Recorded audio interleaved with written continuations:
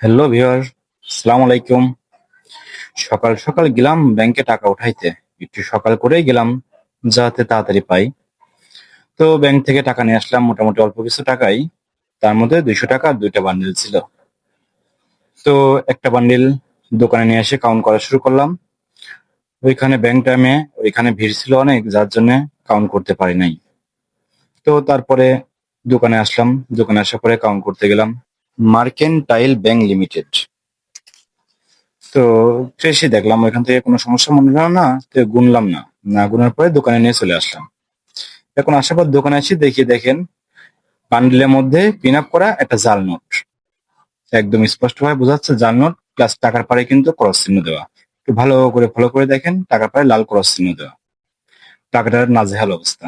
তাহলে বলেন, সাধারণত আমরা বেশিরভাগ মানুষই কি করি, ব্যাংক থেকে যখন টাকা উঠাই তখন আমার টাকাগুলো গুনে না, ওইভাবে না গুনে যে সিল করা আছে, আপনার পিন আপ করা আছে, সবকিছু করা আছে, যার জন্য এভাবে দেখার প্রয়োজন মনে করে না। টাকাটা হাতেও বাঁধতেছে না, কিন্তু টাকা যা হাতে বাঁধবে হাতেও কিন্তু বাঁধতেছে না। তারপরে গেল একটা জাল নোট পাইলাম। আবার একটু পরে আবার কাউন্ট করতে যাচ্ছি। একটু পরে আবার কাউন্ট করতে যাওয়ার পর দেখেন আবার এই নোটটার কি নাজেহাল, একদম ছেঁড়া, মানে খন্ডটাই নাই। এক হয়তো টেপ মেপ দিয়ে ছাড়াইবো, কিন্তু খন্ডটাই নাই। তো এই হচ্ছে আমাদের দেশের অবস্থা। আবার এইবার নেলটা, এটার মধ্যেও অনেক ছেঁড়া, মানে অনেক ছেঁড়া ফাটা, টেপ দেওয়া, অনেক অবস্থা খারাপ। তো এই ছিল অবস্থা।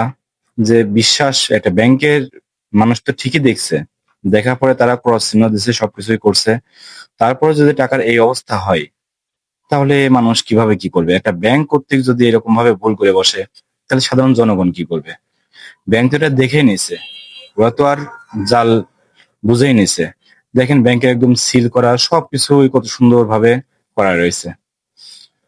আমি এই জন্য বান্ডেলটা খুলে নাই, না খুলে সরাসরি আমি চলে গেছি ব্যাংকে। যাওয়ার পরে বললাম, মানে অনেক কথাই বললাম, বলার পরে তারা বললো যে ভাই সমস্যা নেই, আপনি রানিং চেঞ্জ করে দিচ্ছি। আমি বলছি চেঞ্জ না, এটা হচ্ছে আপনি ছিঁড়ে ফেলেন, আমার সামনে টাকাটা ছিঁড়ে ফেলেন। বলছেন না ভাই, এটা কে দিচ্ছে, এটা আমাদের দেখতে হবে, ক্যামেরা দেখতে হবে, দেখার পরে তারপরে।